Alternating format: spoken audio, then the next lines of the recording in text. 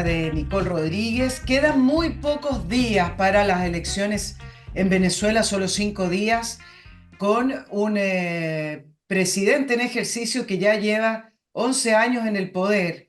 Estamos hablando de una democracia, se van a poder hacer realmente elecciones como la entendemos, con libertad, con una oposición que ha podido hacer campaña. No sé, vamos a estar conversando de las elecciones venezolanas y de la proyección que se puede hacer del resultado el día domingo, de las opciones que tiene Maduro, de la presión internacional. Todo eso vamos a estar analizándolo con Casto Cando, un periodista muy destacado de investigación, editor, documentalista. Algunos que nos siguen en YouTube yo creo que lo conocen porque él también tiene un canal de YouTube con Casto Cando News. Él reside en Miami, desde allá nos recibe para estar en la entrevista de Nicole Rodríguez. Casto, muy bienvenido por primera vez al programa de la entrevista de Nicole Rodríguez. Gracias por estar con nosotros.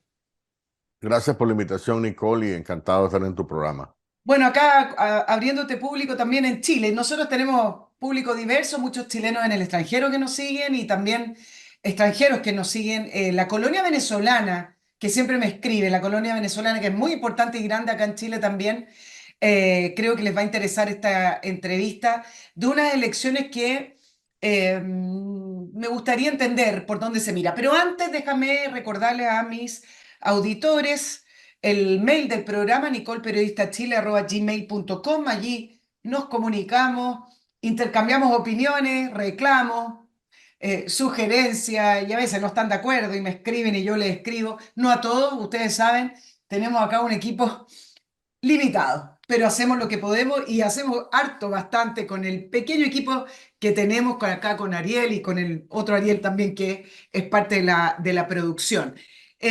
Muchas gracias también a Patreon, a través de esa plataforma hemos cada vez sumado más personas que apoyan este tipo de periodismo que hemos querido hacer, este tipo de programa que hemos querido que ustedes también puedan tener como una alternativa.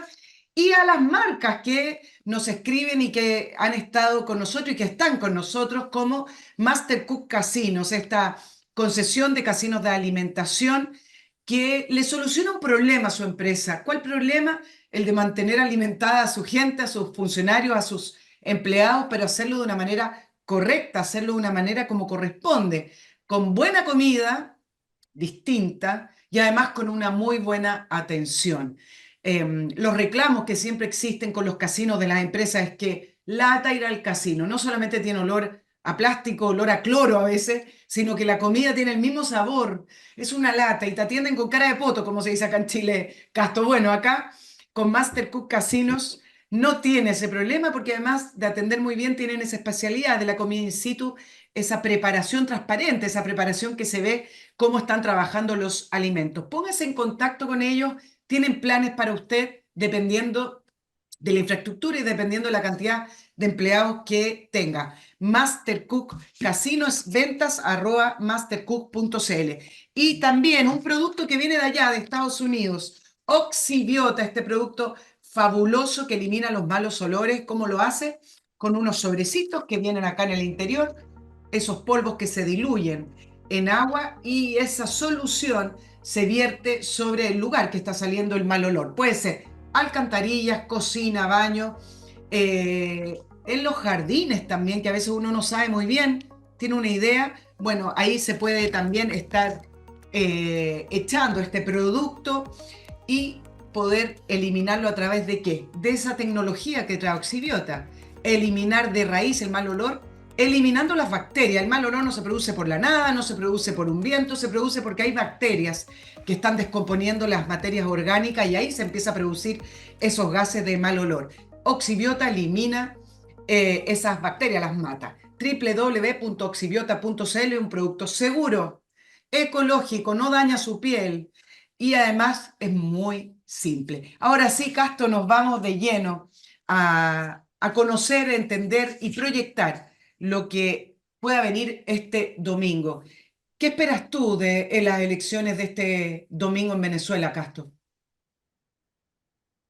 Bueno, Nicole, yo diría que para entender lo que puede pasar el domingo hay que entender lo que ha sido hasta ahora la lucha. Como tú lo dijiste al principio, esto es un régimen que tiene 11 años en el poder, pero no solamente tiene 11 años en el poder, sino que Venezuela hace 11 años era un poquito mejor que la Venezuela que es ahora. Ahora la catástrofe, es una, mejor dicho, la situación tiene una dimensión catastrófica que se ha reflejado de diferentes maneras. Una ha sido esta migración masiva que han sufrido muchos países en América Latina, pero además el sufrimiento del venezolano que está adentro, mira, ayer por ejemplo se divulgó un indicativo de cuánto se requiere para poder vivir mínimamente en Venezuela. Requieres de un salario de $560 mensuales.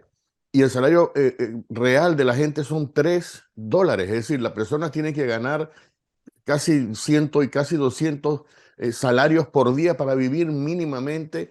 Y esa es la Venezuela de Maduro, esa es la Venezuela que ellos quieren continuar por 6 años más.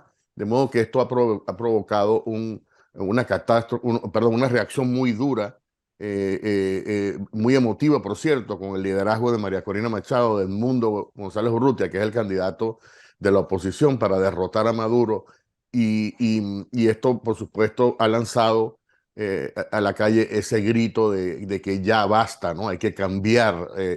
11 años han sido suficientes y es necesario. Ahora, esto no va a ser lamentablemente de una forma pacífica porque el grupo que está gobernando, la cúpula, porque es una cúpula muy, muy pequeña, ni siquiera hay coalición de partidos, hay una cúpula muy pequeña que Estados Unidos ha calificado de un narcoestado, una organización criminal.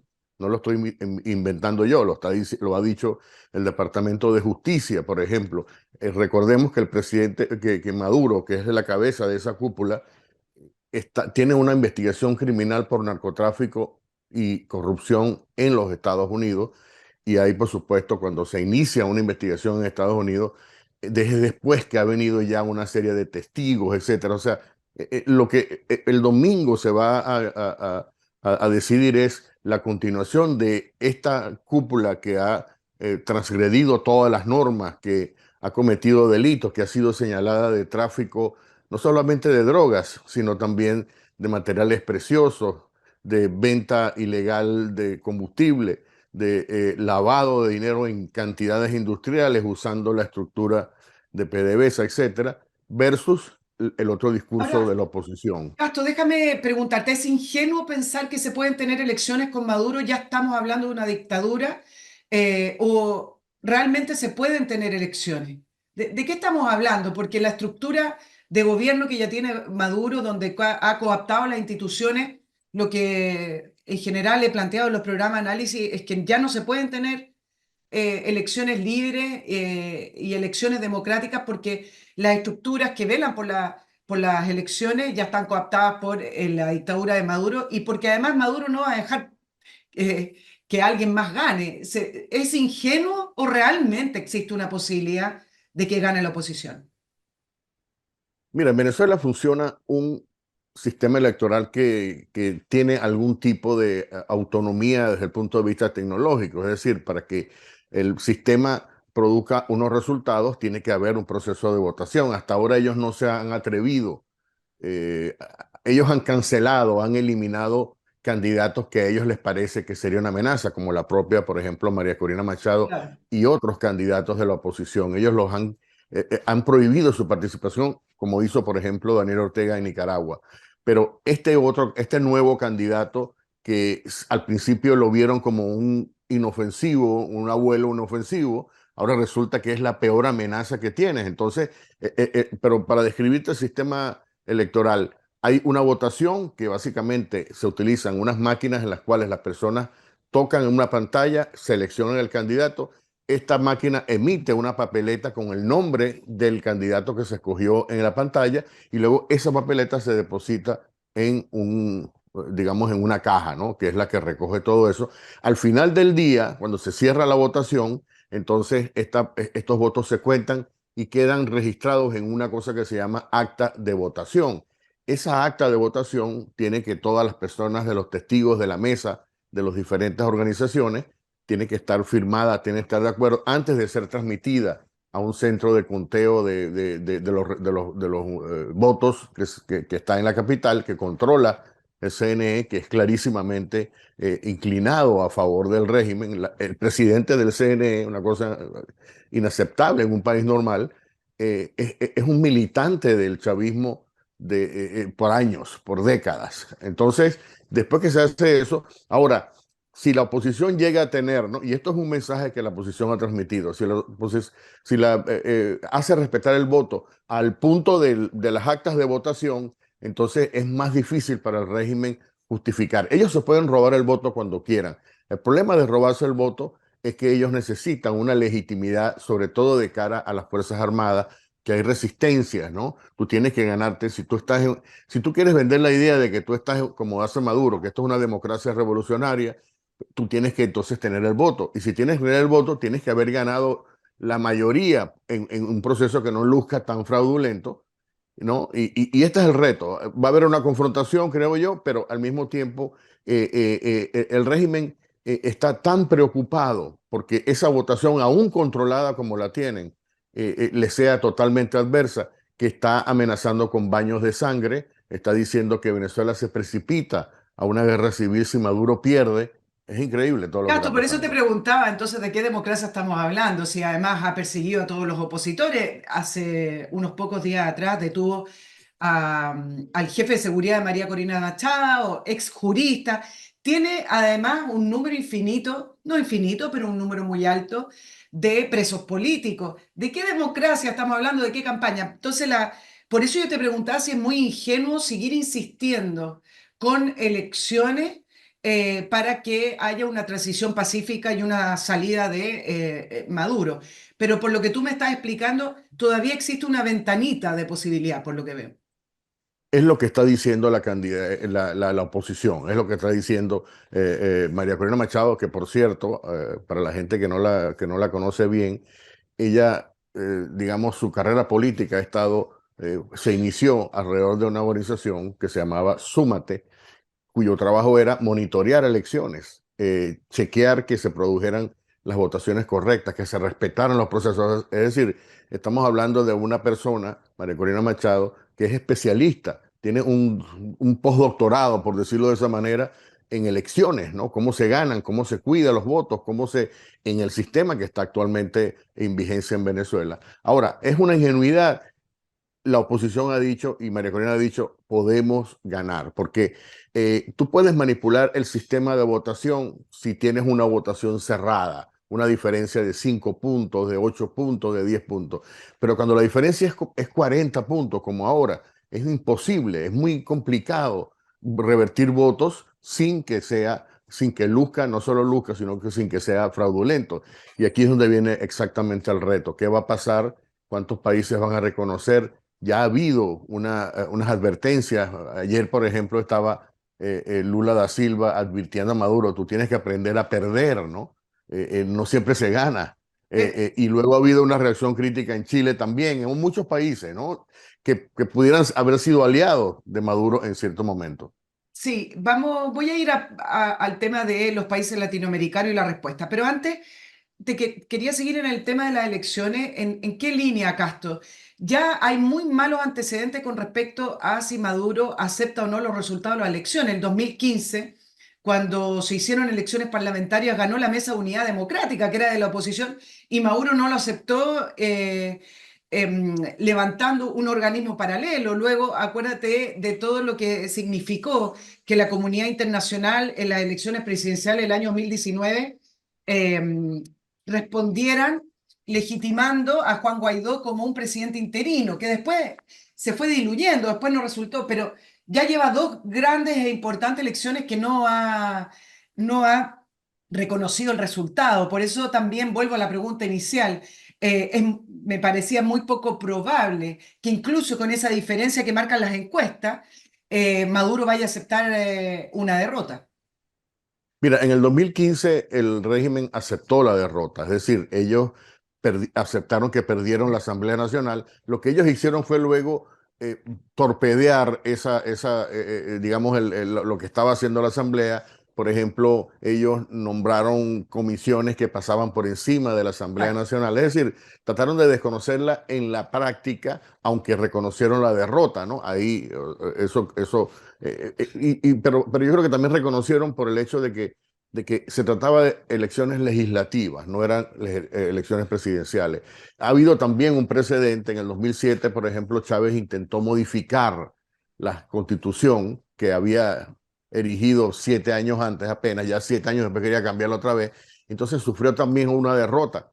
Otra vez, era un referéndum consultivo que no aprobó, que no pudo hacer la trampa, y entonces, o sea que ha habido momentos en que el gobierno, en que el régimen ha perdido y ha aceptado la derrota. Ahora, en presidenciales es diferente porque el problema que ellos tienen, Nicole, el problema grave que ellos tienen es que después de tantos años en el poder, el chavismo ha estado gobernando Venezuela por 25 años, 26 años, 25 años. Entonces va a llegar un punto en que, o mejor dicho, ha llegado un punto en el cual la Exacto. gente no quiere seguir escuchando nada de eso, no quiere, ya se agotó el modelo, no existe. Además, todo lo que ha producido, corrupción, etcétera. Y la otra alternativa a no votar es la confrontación violenta, porque tienes dos opciones. O sales a pedir más democracia a través de un voto, por muy ingenuo que parezca, no, o entonces te vas a una pelea violenta que sería una guerra civil o que pudiera ser. Entonces, allí es donde hay un problema. La oposición ha decidido, vamos a ir por los votos, pero la situación está tan complicada, aunque parezca ingenuo, el régimen está tan preocupado y está reaccionando tan violentamente que yo digo, incluso dominando el sistema electoral, ellos piensan que no pudieran ganar.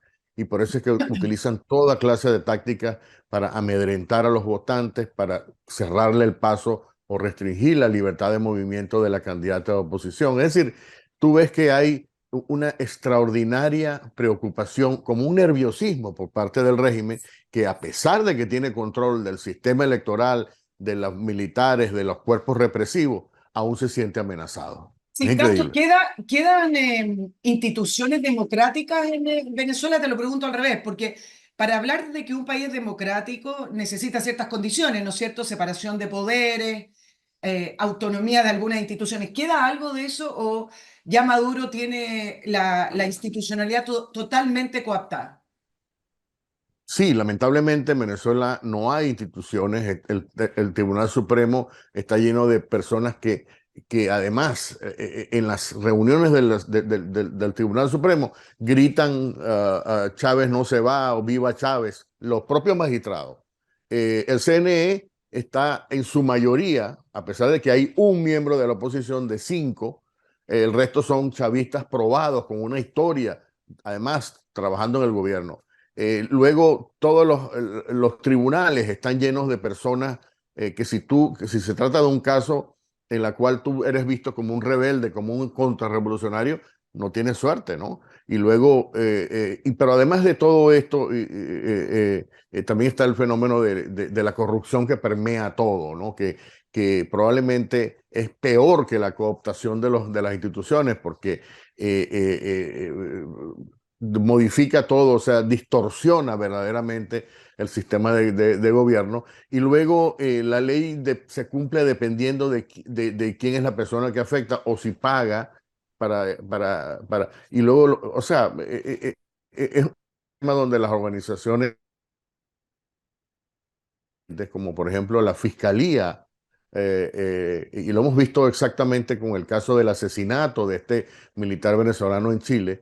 La Fiscalía es un organismo, es un apéndice de la dictadura, no es un organismo independiente como debía ser en todos los países. Sí, voy a ir al tema del teniente Ojeda, pero quiero concentrarme en las elecciones. Castro, el rol de las Fuerzas Armadas, después de 11 años, ¿hay desgaste en la relación de Maduro con las Fuerzas Armadas o bien lo que ha ocurrido en estos 11 años es que la relación con las Fuerzas Armadas se ha afianzado más y están cada vez más involucradas en el gobierno de Maduro? Y te lo pregunto también en la línea de la oposición. ¿La oposición ha tendido puentes con las Fuerzas Armadas? Mira, cuando hay una medición de cómo se siente la gente frente al régimen, los niveles de desaprobación de Maduro son gigantescos, están más entre el 70 y el 80% de la población. Bueno, esta misma medición, este mismo porcentaje también existe porque los militares son hombres que tienen familia, que tienen esposa, hijos, que sufren de la situación real. Sabemos que en el sistema de las castas militares en el chavismo hay una casta muy pequeña arriba que mantiene el control de los negocios, sea narcotráfico, o sea la corrupción, o sea la explotación de oro ilegal, o sea el pago de sobornos, pero esos beneficios que son ilegales de todas formas, pero no se reparten o no son sentidos por el resto, ¿no? Entonces hay, por ejemplo, un grupo que son los comandantes medios, ¿no? Donde hay una tremenda insatisfacción. Porque tú hablas de 11 años, pero no son 11 años, son 25 años en los cuales Chávez no siguió porque se murió, pero después siguió Maduro, que empeoró la situación todavía más de la que ya la había traído Chávez. Y son 25 años, la gente está harta. Y eso es una de las razones por las cuales se ha endurecido la represión. El otro punto fundamental, o sea, te habla de las encuestas, ¿no? En la situación entre los militares es de insatisfacción porque, por ejemplo, el tema de la alimentación, el tema de la persecución interna, ¿no? Y ahí intervienen, por ejemplo, los cubanos.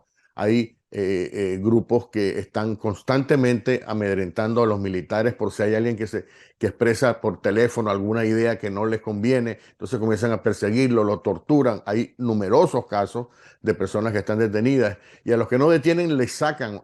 Se habla de más de 2.000 altos oficiales que están en sus casas, por ejemplo, que no tienen ninguna, porque no confían en ellos. Entonces hay una situación de quiebre y la gente está buscando otra alternativa. Hasta ahora, el liderazgo de la oposición no había sido lo suficientemente firme como para que los militares dijeran, confiamos en este liderazgo. Pero con María Corina Machado eso definitivamente ha cambiado. Tú me hablas de que si hay puentes de la oposición hacia los militares, es todo lo contrario. Es decir, los puentes están saliendo de los militares para la oposición y eso es una cosa que no se había visto hasta ahora. Claro, pero también me imagino que no es tan sencillo porque hay militares involucrados directamente en la dictadura de Maduro. Yo he leído algunos reportajes, tú me gustaría saber si es cierto o no, en los cuales Maduro premia a altos generales con $1 millón mínimo en sus cuentas bancarias, es decir, se los ha estado comprando. ¿Funciona así o no? Sí, pero vuelvo y repito, tú puedes mantener contacto a un jefe arriba, pero la contentura del jefe arriba no necesariamente significa que toda la gente está contenta de abajo, ¿no? O sea, Claro. cuando el general arriba no comanda la tropa que sale a la calle, por ejemplo, en caso de un conflicto de guerra civil. Las personas que van a morir o que van a arriesgar sus vidas no tienen que ver con el general. Y esa es justamente la insatisfacción que hay tremendamente en los cuadros militares, porque está una cúpula arriba que tiene perfecto goce de privilegios, pero son ellos nada más, es una, digamos, limitada cúpula, pero el resto de los soldados están padeciendo persecución, salarios también muy bajos, mala alimentación, es decir, todos los problemas que los venezolanos de la calle, a pie, sufren, también lo sufren los militares Claro. en su gran mayoría. Ahora, Castro, hay una diferencia en estas elecciones. En el pasado uno escuchaba a la oposición hablar de que llevarán a la justicia, a la cúpula de Maduro, era un poquito más combativa. Si pudiera hacer un análisis de la campaña de la oposición, me parece que tendieron puente o fueron más bien con la idea de hablar de una transición pacífica. Y en varios discursos que uno vio en un principio, María Corina Machado, que efectivamente van a derrotar al madurismo y a Maduro, pero en general la estrategia ha sido mucho menos combativa y mucho más de llamar a hacer esta transición de Venezuela y aceptar los resultados. No, no sé si tú lees lo mismo de la estrategia de la oposición. Yo creo que durante años la oposición planteó diferentes alternativas. Por ejemplo, en el 2014, hace 10 años, hubo una estrategia de salir a la calle, de mantener la presión. esta estrategia produjo una cantidad enorme de muertos, no funcionó, y el régimen siempre está acusando a la oposición de querer desalojar el poder, a ellos del poder de una manera violenta.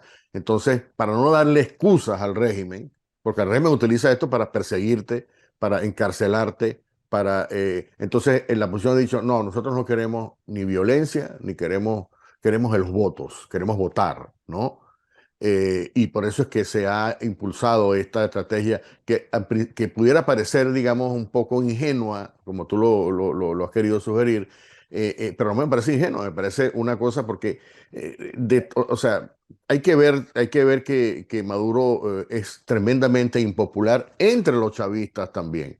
Y luego, o sea, cuando la oposición plantea esta estrategia en un contexto de cosas de agotamiento, de hartazgo, se acabó el modelo que había. Al contrario, ha producido una cantidad eh, de pérdida de recursos por la corrupción. O sea, no hay precedentes en lo que se ha hecho, lo que ha hecho el régimen en términos de corrupción, de narcotráfico.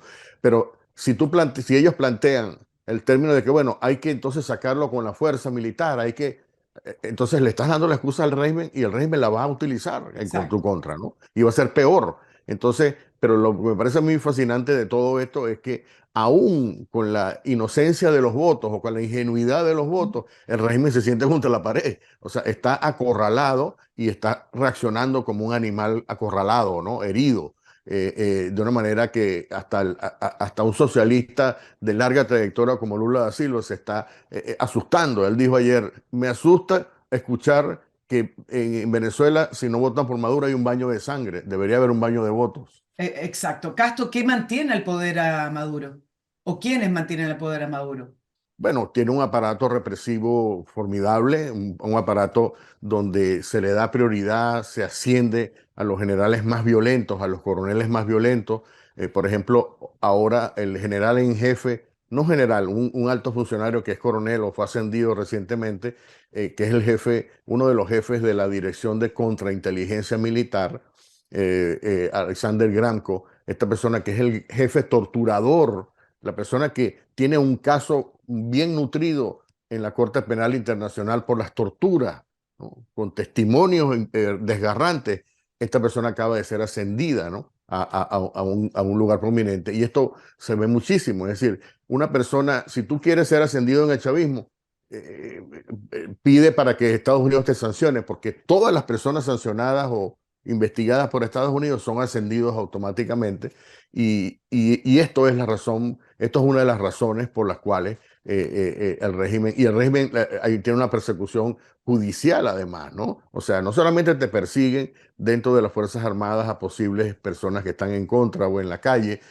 Si tú eres, por ejemplo, si estás haciendo un tweet sobre te puede llegar la policía política a tu casa y te mete preso y te abre un expediente de conspiración para querer asesinar a Maduro. Ha pasado numerosas veces y estas personas sufren penas de cárcel donde no hay juicio tampoco, sino que simplemente la tiran ahí y es la protesta internacional. Es decir, estamos hablando de un régimen despiadado, sanguinario, porque hay numerosas muertes y luego dispuesto a matar si es necesario para mantenerse en el poder. Castro, el rol de Tarek William Saab y Diosdado Cabello, efectivamente son los hombres fuertes del régimen. ¿Qué rol o cuánta influencia tienen sobre Maduro o al revés, digamos, de Maduro hacia ellos?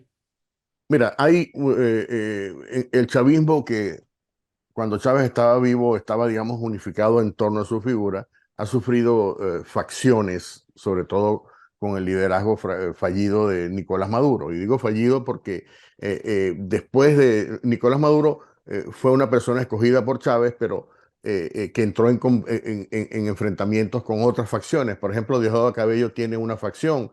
Vladimir Padrino, que es el ministro de la Defensa, dirige una facción totalmente distinta aunque estén aliados circunstancialmente, pero a veces había una facción de Tarek El Aissami, perdón, que fue vicepresidente, que lo Sí. metieron preso, que estaba relacionado, que estaba en cargo de las relaciones con Irán, con Hezbollah, con Hamas y todos estos grupos del Medio Oriente terrorista, ya no existe, es decir, una facción. Entonces, Tarek William Saab realmente no es una figura de poder, sino es un mandadero, pues es una persona que recibe órdenes, hay que perseguir, hay que ponerle un juicio, abrirle un juicio a una persona porque es incómoda o lo que sea, y constantemente está, ese es su papel, ¿no? No es una persona que tiene, digamos, un poder. Y Diosdado Cabello, que es una persona que viene del mundo militar, tiene también una reacción, un cierto grupo de referencia dentro del militar. Toda esa generación de militares que estuvieron cerca a Diosdado Cabello fueron desplazados por Nicolás Maduro, de modo que también tiene un poder disminuido y hasta ahora está, digamos, el grupo de Vladimir Padrino, que es el ministro de la Defensa, que mantiene una alianza de los militares, por un lado, y es una persona, por cierto, ¿no? Sancionada por 50 países, una Así cosa es. increíble.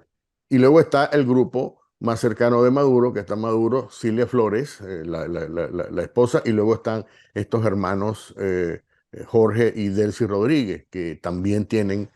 y cuando hablo de facciones, Nicole, es muy interesante porque cuando tú tienes a una facción en el chavismo en este momento, es porque tú tienes alianzas, tienes empresarios, testaferros, tienes negocios. Por ejemplo, a los militares se les dio una parte de las minas de oro y de materiales preciosos en el sur de Venezuela, para mantenerlos, digamos, ¿no? Eso es como un coto para los militares. Después, Delcy Rodríguez tiene un coto en PDVSA, ¿no? Donde los contratos PDVSA son para mi gente, para sus empresarios.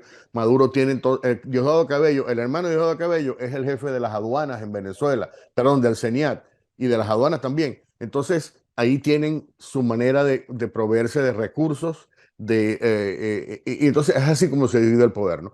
O sea, no solamente es un poder militar o político, sino también es un poder económico.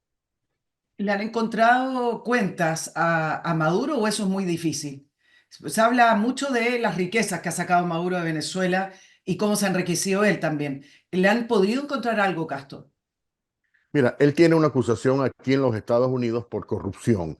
Hubo varias operaciones, hubo una operación para sacarle $1.000 millones a PDVSA a través de contratos falsos Sí. y un tercio de ese dinero estaba dirigido a los hijos de Nicolás Maduro, hijastros realmente, a tres hijastros de Maduro, hijos de Cilia Flores, que estaban recibiendo entre 200 y 250 millones de dólares, 250 millones de dólares.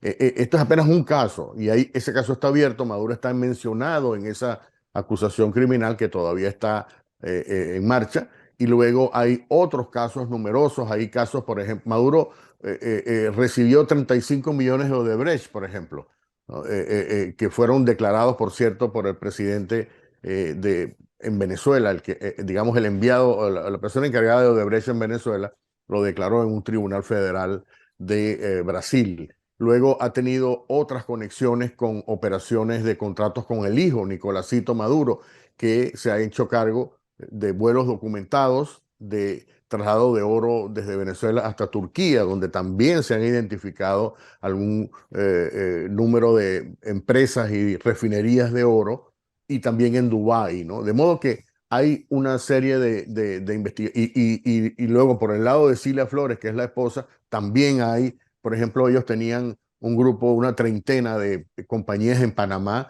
para hacer negocios de todo tipo y lavar dinero, que esas fueron cerradas. El gobierno panameño dijo, no vamos a permitir esto, es demasiado escandaloso. Luego tenían negocios en República Dominicana, tenían negocios incluso en Estados Unidos y luego en otros países de América Latina también. Los hermanos Rodríguez, por ejemplo, tienen una relación muy estrecha en México, tienen negocios en México, tienen negocios con testaferros de origen árabe, tienen contratos petroleros. Ah, Eso está bastante es documentado. una multinacional, digamos, Del el crimen, régimen de claro. Maduro. Es una multinacional del crimen. Claro, ahora, No es, escuchando, mira, disculpa, pero no es retórica, ni es exacto, panfletarismo, es una realidad. es una realidad. Ahora, escuchando todo eso, uno dice, bueno, si es que existiera la posibilidad de que asumiera una derrota el día domingo, esto tendría que ser con una amnistía, es decir, dudo que simplemente acepte una derrota y se vaya para la casa, sino que con todo eso y ese perfil político y económico que tú me estás describiendo, para que Maduro deje el poder, se le tendría que otorgar una amnistía, porque si no, no lo va a dejar. Y una amnistía incluso de países importantes como Estados Unidos, ¿no? Mira, él ha pedido antes la amnistía. Maduro no es que te siente a sus anchas, ¿no? Donde está. Acuérdate que él forma parte de una mafia donde los otros jefes mafiosos también, o sea, tú no te puedes salir, ¿no? La famosa ley de la mafia italiana, la omertà, tienes que quedarte hasta el final, quieres guardar silencio, tienes que continuar, ¿no? Es para el bien de todo. Una vez que tú te metes en una mafia, no te puedes salir jamás. Entonces, Maduro ha tenido expresiones y ha tenido negociaciones para querer irse de allí, querer mudarse a otro país, pero las presiones internas ha sido muy fuertes.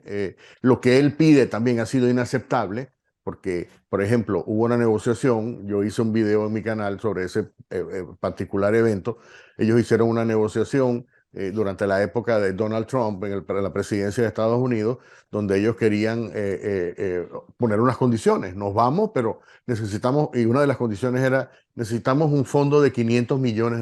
Esa era una de las peticiones. La otra petición era, necesitamos que nos protejan a como a 50 personas de nuestro entorno. Entonces, Estados Unidos consideró que era no solamente inaceptable, sino que él no tenía la credibilidad, porque una de las cosas que utiliza el régimen con mucha frecuencia es la mentira, ¿no? Y tú lo ves en el caso de Tarek William Saab, con el caso del teniente Ojeda, tú lo ves por todos lados, la mentira como estrategia y como arma política. Entonces los Estados Unidos dijeron, mira, estamos, o sea, lo podemos hacer, ¿no? No es que no es, pero el problema es que no creemos en ustedes, ¿no? Ocurrió, ellos se burlaron de Estados Unidos o de cierto funcionario torpe, ¿no? Juan González, asesor de la Casa Blanca para América Latina, que le liberó a Alex Saab, ¿no? Que por cierto, Alex Saab tenía una conexión en Chile. Es un tipo que financiaba a un senador en Chile, eso lo publiqué yo también, Sí. y en Puedes todos decir el lados. nombre, Castro, no hay problema. Alejandro algo, no recuerdo el Navarro. apellido. Sí, que es uno de los defensores de Nicolás Maduro en Chile y lo ha sido siempre, ¿no? Es muy alto miembro del Foro de Sao Paulo, etcétera. Así es. Ahora, hablemos del rol de Cuba. ¿Sigue siendo el país con mayor injerencia, su cúpula militar y política de los cubanos? ¿Sigue siendo el mayor, el mayor poder sobre Maduro o hoy hay otros países que tienen mayor influencia? Mira, el rol de Cuba unos años atrás fue muy importante, había dinero en Venezuela, se calculaba que habían decenas de miles de cubanos, muchos de ellos profesionales de la salud, pero enmascarados también como operativos de inteligencia. Pero esa presencia, por razones obviamente económicas, financieras, no, o sea, está bastante, muy disminuida. Aparte de eso, en Cuba la situación está peor que nunca. Es decir, la situación que vive Cuba en este momento, en términos de operatividad, de dinero, de disponibilidad, de crisis económica, es mucho peor incluso en la época que se cayó el muro de Berlín y Cuba quedó desasistida. Entonces, la presencia sigue siendo operativa, ¿no? Pero tiene un extraordinario rechazo, ¿no? Y yo creo que ellos tratan de jugar un papel porque ellos todavía siguen succionando recursos, ¿no?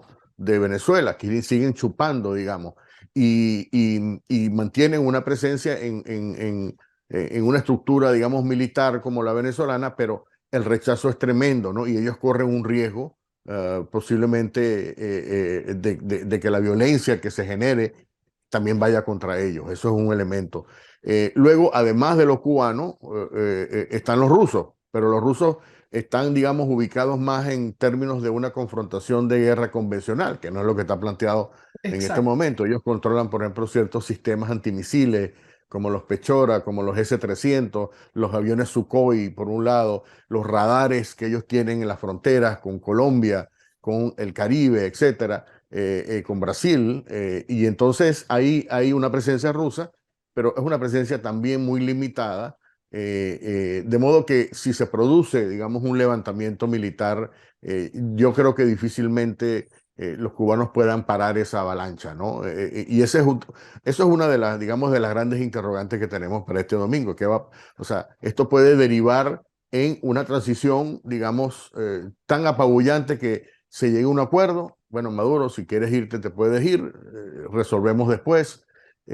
O puede haber entonces una confrontación que puede prolongarse o no, pero definitivamente va a haber factores externos. Ahora, mientras está la acción de los cubanos y la acción de los rusos, posiblemente de los chinos, quizá de una comunidad importante de musulmanes que están en la isla de Margarita, también está Estados Unidos. Estados Unidos está monitoreando de cerca, va a haber o sea, está viendo, recientemente ha habido serie de ejercicios militares por parte del Comando Sur de Estados Unidos en Colombia, en Brasil. Es decir, hay una presencia muy, digamos, extremadamente discreta, pero que no se puede descontar. ¿Y qué pasa con Irán, Castro, o es mayor la influencia rusa en Venezuela? El problema de los iraníes es que hay presencia en algún momento, no sé ahora, pero en algún momento uno de los círculos de seguridad de Maduro era de la Guardia Revolucionaria iraní, pero el problema es que no hay una cultura similar, los musulmanes tienen unos hábitos muy diferentes a los hábitos latinos, venezolanos, luego el tema del idioma, es decir, y luego ellos no se, el problema de la integración, ellos no se integran a la cultura, no se, tú sabes, no hay como una mezcla, ¿no? Cuando alguien entra a una sociedad simplemente se integra, suma las culturas del país y comparte. En el caso de los iraníes no, es más difícil, tienen que estar en enclaves. Al estar en enclaves, todo el mundo sabe que está. Mira, los iraníes están, por ejemplo, ellos durante un tiempo estuvieron en una zona cercana a la petroquímica más importante en Venezuela, de Pequibén, porque estaban produciendo explosivos, ¿no? En la época de Chávez. Entonces todo el mundo sabía dónde estaban los iraníes, porque además los lugares donde vivían tenían signos en iraní. La gente decía, bueno, ahí están los iraníes. O sea que en el caso de un conflicto, tú los tienes ya identificados y ubicados. Claro, igual te preguntaba porque hace 2 semanas atrás Maduro frente a un desfile militar dijo, no estamos solos, estamos con Rusia, nombró a los mismos países que tú me estabas comentando. Les quiero decir al pueblo venezolano que no estamos solos, estamos con Rusia, China, Irán, que nos apoyan, es decir, hizo una especie de amedrentamiento también y de amenaza a la oposición diciendo, cuidado conmigo que estoy con defensas, ¿no? Claro, pero después de allí entonces habló del baño de sangre. Es decir, Sí. cuando tú hablas de un baño de sangre, tú estás primero diciendo voy a reventarle los sesos a la gente, ¿no? Si se me acercan. O sea, es un lenguaje absolutamente primero de un bandolero, ¿no? De una persona sin ningún tipo de referencias morales, nada, no hay nada, ¿no? Por un lado. Y por otro, si tú tienes a los rusos que te protegen, ¿por qué estás pensando en un baño de sangre? Es decir, entonces no te están protegiendo bien, ¿no? O sea, ¿de qué manera estos factores que tú dices que te van a defender, te pueden defender como para que no haya necesidad de un baño de sangre? Claro, Castro, el asesinato del teniente Ojeda fue producido por mandato del gobierno de Maduro. Dame un segundo para recordarle a mi último auspiciador, que es Burantiaco, esta empresa que solo le va a dar soluciones a los problemas de software de su empresa. ¿Qué es lo que hace Urantiacos? Ellos desarrollan software a medida. No todos estos que se venden en el mercado, que algunos son muy buenos, les entrega la información que usted necesita o le sistematiza la información que usted necesita. Lo que hace Urantiacos es darle esa solución que usted tiene pensando, pero ¿con quién lo hago? ¿Cómo lo hago? Póngase en contacto con Urantiacos. Ellos además tienen una gran experiencia en instituciones educativas, trabajan además y están certificados en la plataforma Moodle, tienen servicios de hosting muy confiables y seguros, además de estrategia digital, marketing digital, diseño y desarrollo web. Si usted quiere impulsar su empresa y llevarlo al otro nivel, ya es hora. Simplemente Urantiacos va a ser su aliado ideal. En pantalla apareció el WhatsApp. Usted también puede escribir a consultas@urantiacos.cl o en www.urantiacos.cl. Interesante entrar a su web. Entra a la página web porque ahí va a ver estas empresas que han sido aliados de Urantiaco, donde ellos han podido entregarles esas soluciones. También se ven importantes universidades chilenas, las más importantes. Las va a ver ahí en la página web de Urantiaco, donde ellos han trabajado con distintas facultades y estas universidades para desarrollarles estos software a medidas. Urantiacos. Castro te preguntaba por el asesinato del teniente Ojeda.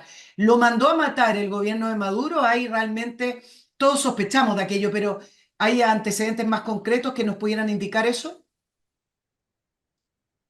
Sí, yo creo que es una política de Estado, el asesinato político en Venezuela. Está ampliamente documentado, ha habido asesinatos inexplicables en Venezuela y también fuera de Venezuela. Hay personas que han aparecido muertas o incluso se ha producido lo que se llama el secuestro ilegal totalmente. Ha habido personas que fueron secuestradas en Panamá, que han sido secuestradas en Colombia, que simplemente llega un comando, un escuadrón de las fuerzas militares de inteligencia del chavismo, se meten en el país, la agarran la persona, la trasladan de una manera ilegal, sin notificar o hacerlo a través de un procedimiento legal, nada de eso. Y ha ocurrido muchísimas veces, es decir, ha habido numerosos casos de personas que han sido asesinadas de una manera directa o indirecta. Me refiero a que a veces la persona parece muerta, nadie sabe, a lo mejor se piensa que es un crimen un crimen común, ¿no?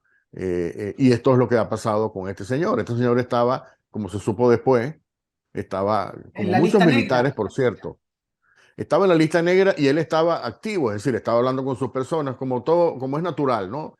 Y el régimen sintió que esta persona pudiera significar una amenaza y entonces dirige sus esfuerzos, por cierto, utilizando estas redes criminales que el mismo régimen se encargó de montar, que son, aquí se conocen, Nicole, como los pranes en Venezuela, ¿no? Los pranes son los jefes en las cárceles, es decir, las cárceles no son controladas por las autoridades penitenciarias de Venezuela, sino por los mismos presos que utilizan las cárceles como sus, digamos, sus palacios del crimen, por supuesto, ¿no? Y entonces estas personas, estos carteles que se armaron, como por ejemplo el Tren de Aragua, que es una organización que tiene una gran presencia en Chile, bueno, activa uno de sus asesinos y este asesino procede a, al asesinato. Exacto, Edmundo González hace poquitos días dijo que el gobierno venezolano ha estimulado a las bandas del crimen organizado, además de estos asesinatos políticos. ¿De qué manera se beneficia el gobierno de Maduro de estimular y permitir el crimen organizado y de trabajar junto a ellos, además? Mira, estratégicamente esta estructura, o sea, todos estos carteles, el origen que tiene esto es en esas milicias populares que armó Chávez, inspirado en el modelo de Cuba, de las brigadas de reacción rápida para proteger la revolución, y básicamente fuera del mando militar, porque entonces si se levantaba los militares, entonces él podía utilizar este grupo, estos círculos bolivarianos nacieron así círculos bolivarianos, después se comenzaron a crearse como colectivos, así se les llamaba, y después estos colectivos que fueron armados tremendamente, ¿no? Porque se supone que su trabajo era defender la revolución si se producía un alzamiento militar o un levantamiento, digamos, social, ¿no? Una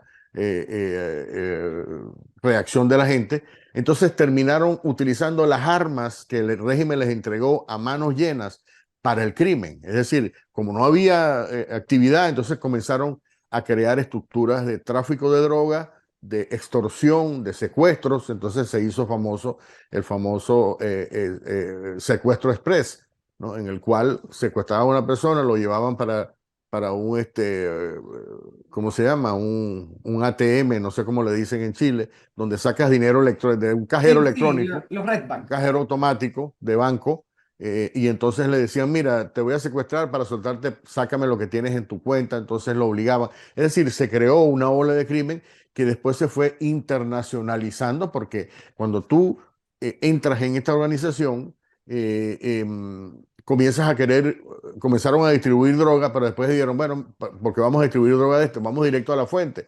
y comenzaron a crear ellos mismos sus estructuras de funcionamiento y es un negocio redondo porque no los persigue el gobierno, nadie los persigue. Y entonces crearon esa estructura que después comenzaron a exportar para todos los países, incluyendo Chile. ¿Y por qué realizaron ese allanamiento a la cárcel de Tocorón con esta fuga del famoso niño guerrero? ¿Fue para simplemente mostrarle al mundo que ellos no estaban con el crimen organizado o realmente ocurrió que el Tren de Aragua se hizo más poderoso de lo que el gobierno podía permitir? Exactamente. Es decir, Claro. cuando ya estas organizaciones se salen fuera de control, cuando comienzan a ya no responder a los intereses, entonces se convierten en enemigos de ellos y los eliminan.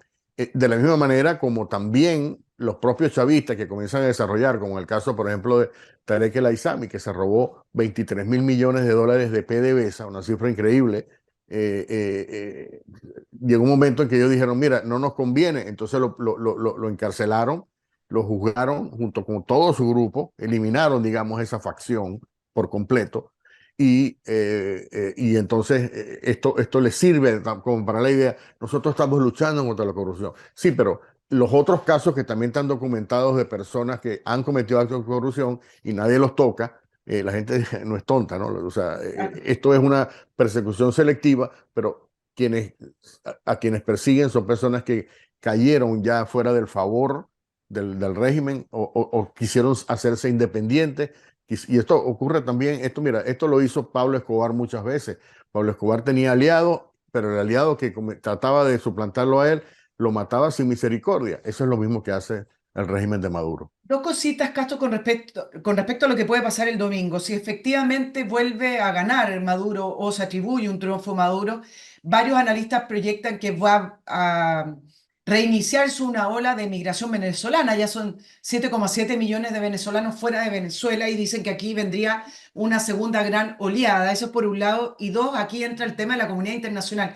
¿Qué tan importante es que países de la región, aquí mismo en América, no, no le den el triunfo a Maduro, no reconozcan esas elecciones si efectivamente hay fraude, y cuán importante es la presión internacional para efectos de lo que ocurra el domingo? Bueno, la reacción internacional tiene obviamente una importancia porque si nadie te reconoce, entonces es más difícil el trabajo que tú tengas que hacer. Tú puedes vivir sin reconocimiento, pero lo vas a vivir con una degradación del poder que deja abierta siempre la interrogante de adentro, ¿no? La gente dice, pero si tú no eres legítimo, ¿no? Y esa idea, la idea de la legitimidad es una idea muy importante para mantenerte un largo tiempo en el poder sin cuestionamiento. Entonces tú tienes que apagar esos cuestionamientos con una elección que más o menos luzca democrática o justa, ¿no? Cosa que es imposible que ocurra en esta situación. Ahora, Maduro puede desafiar eso, pero todo va a depender de con cuánta gente él va a contar, porque en este momento el reconocimiento de Cuba no vale nada. Cuba no tiene recursos. Cuba está en la peor crisis. El reconocimiento de Rusia tampoco, porque Rusia efectivamente no tiene dinero para sostener a Maduro.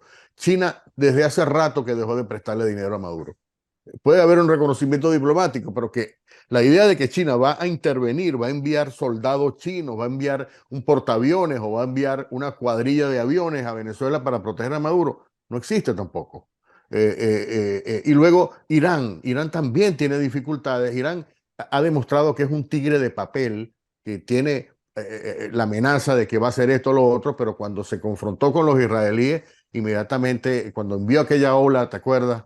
De Sí. 200 drones, los drones se explotaban solos. Es decir, no hay tal eficacia de la Guardia iraní. Y estamos hablando de un. Es decir, yo no sé cuántas horas hay, pero debe haber 18 horas de vuelo entre Teherán y Caracas. Es decir, ¿cómo haces tú para sacar a una tropa que esté en inminente peligro, ¿no? Donde tiene centros de apoyo. Y de modo que es muy débil, ¿no? Por un lado, y luego tú siempre tienes abierta la puerta de que tú eres un presidente ilegítimo, ¿no? Por eso es que el reconocimiento internacional es muy importante. Por eso es que ellos no se han atrevido a cancelar la candidatura opositora de González Urrutia, Edmundo González Urrutia. Es decir, que hay también unas presiones, y sin contar con las presiones de Estados Unidos, que Estados Unidos, mira, para decirlo de una manera que a lo mejor mucha gente no le gusta, o no, pero Estados Unidos tiene el poder para sacar a Maduro si lo decidiera. El problema es qué pasa después de Maduro. Entonces, antes de que llegara María Corina Machado, esa interrogante era un verdadero problema porque no había un liderazgo firme que los militares aceptaran. El caso de Juan Guaidó, un presidente, como no, muy joven y todo, pero inexperto, incapaz de mantener, de tener un país tan convulso, Sí, ¿no? Cosa que dividió ahora a la María oposición. Corina. Claro, ahora María Corina ofrece una perspectiva de liderazgo completamente distinta, una cosa que ha movido decenas de millones de venezolanos a la calle a poner toda la esperanza en esa mujer. La consideran que es una valiente. Los militares la respetan, eso es un hecho. Los militares respetan y se pudieran poner bajo el mando de María Corina Machado para continuar la reconstrucción del país, etcétera. Es decir, hay ahorita unas condiciones absolutamente distintas, ¿no? Y como te digo, porque Estados Unidos conoce lo que está pasando, conoce las comunicaciones, cómo se están. Mira, hay satélites militares que están chequeando constantemente lo que está pasando. En esta ocasión, Nicole, va a haber un monitoreo detallado en tiempo real de las elecciones. Estados Unidos va a ver, ¿no? Y una de las razones de esto es porque el impacto de lo que ocurre en Venezuela en las elecciones de Estados Unidos es grande. Es muy importante porque en las elecciones de noviembre presidenciales, detrás del voto venezolano, está el voto cubano, está el voto nicaragüense, de la El gente que vive en electoral, Estados Unidos. claro. Está el voto colombiano también, posiblemente el voto chileno. Es decir, porque todo el mundo está afectado con esto. Si Con tú, Maduro es un desastre en todo para sentido. la región, sobre todo en términos migratorios, ¿qué ocurriría en caso de que Maduro siga en el poder? ¿Tú crees que viene esta segunda gran ola migratoria? ¿Cuántos más venezolanos pueden salir si ya han salido casi 8 millones? Mira, si Maduro quiere imponerse con una masacre, ¿no? Es posible que comencemos a ver otra vez. Y Estados Unidos, digamos, por ejemplo, Panamá acaba de cerrar secciones importantes del tapón de Darién, esa zona donde la selva de Darién, que han circulado muchos de estos migrantes. Ya no va a haber por allí. Entonces, ¿para dónde se van a ir, no? Colombia tiene más de 1 millón de venezolanos. No sé cuánto tiene Chile, pero, o sea, esto, Alrededor de 500.000, pero también como han ingresado de una manera bastante irregular algunos, los datos claro, son... pero es que esa es la Pero naturaleza de la oye, es la migración. comunidad más importante. Claro, entonces, o sea, esperen que vienen más, y esto significa, por supuesto, tú puedes estar enviando, digamos, mano de obra, pero la gente que está viniendo ahorita ya no es esa primera oleada de gente más calificada, ¿no? Ya viene una oleada de gente más necesitada, incluso en La términos asistencia. nutricionales, ¿no? En términos, quizás no es la que tiene la mejor educación. Es decir, y esto lo está viendo Brasil también. Esto lo está viendo Petro en Colombia. Es decir, esto pudiera empeorar. O sea, Maduro es malas noticias por donde quiera que lo veas.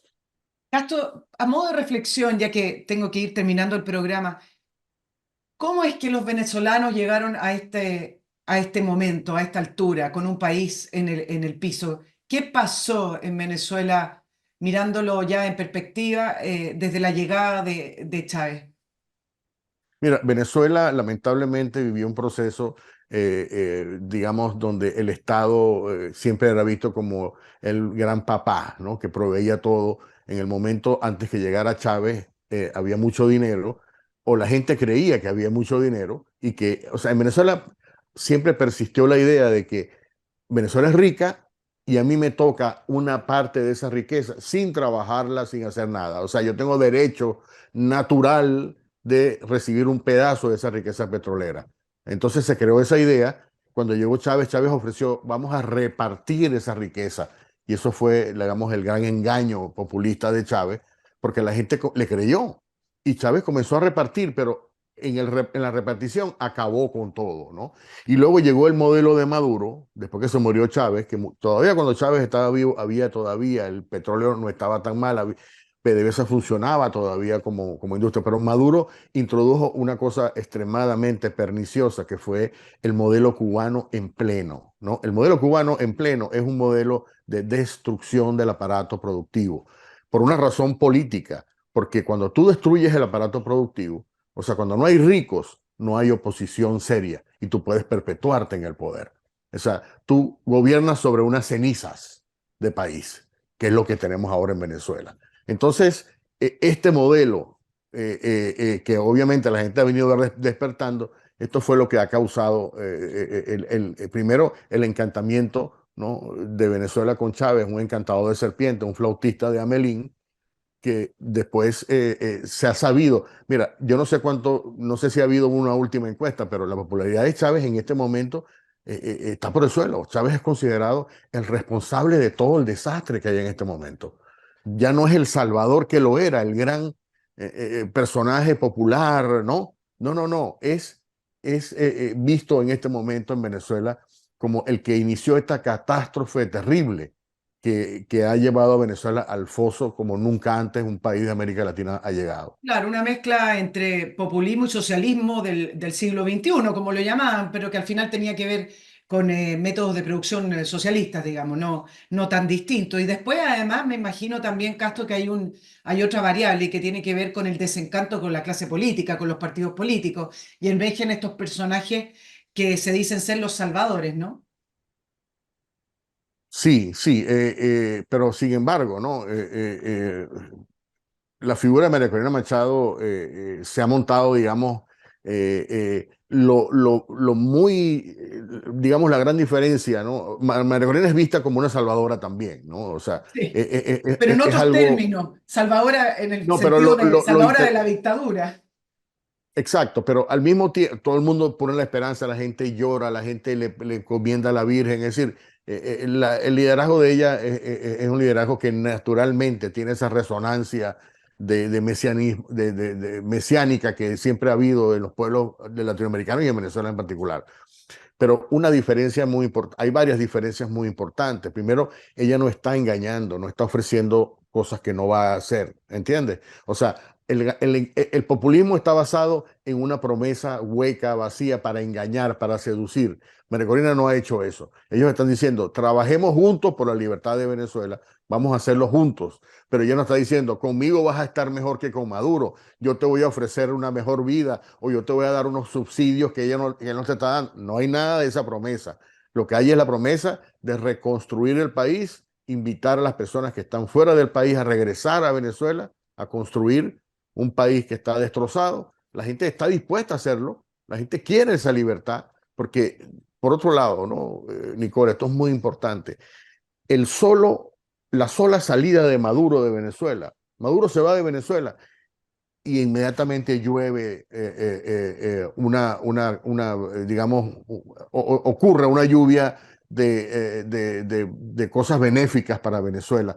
Retorna, digamos, la inversión extranjera. Hay varios países dispuestos a financiar un gran plan Marshall de recuperación, como el que ocurrió en la Segunda Guerra Mundial en Europa. Es decir, hay muchos venezolanos dispuestos a regresar con todas las habilidades, con todas las capacidades, con ganas de trabajar. Se acabarían todas las restricciones, las roscas de corrupción que hay, que encarecen los productos importados, que no ayudan a producir la comida que hace falta, que reactivaría la industria petrolera que está caída. Es decir, la sola salida de Maduro, repito, es una... Y María Corina, por supuesto, ha advertido muy claramente que es una reconstrucción donde todo el mundo tiene que trabajar. Estás tocando, te agradezco un montón que hayas estado hoy en la entrevista de Nicole Rodríguez. Noticia en desarrollo. Vamos a tener que estar muy atentos el domingo a ver cuál de los escenarios que hemos estado planteando y conversando se da. Espero que todo salga bien para Venezuela. Acá tocando, periodista de investigación, editor, documentalista. Ustedes también lo pueden ver aquí mismo en YouTube, en Casto Ocando News. Y te dejo invitado para que más adelante comparemos lo que hablamos ahora versus lo que ocurra posteriormente del 28 de julio. Castro, que tengas un muy buen día ya en Miami. Tú ya en 25 años, ¿no te fuiste por Maduro entonces a Miami? No, no, no. Bueno, en el momento que yo me vine, eso comenzaba apenas a mostrarse, pero lógicamente se mostró después. Se mostró después con una crudeza tremenda, pero Claro, el sí. punto que te Me ha fuiste, pero luego tocado ver la volviste. historia desde aquí. Me imagino. Castro, que tengas un muy buen día y a todos nuestros Igualmente, Nicole. auditores, muchas gracias por estar con nosotros en la entrevista de Nicole Rodríguez. Nos vemos la próxima semana. Chao, chao.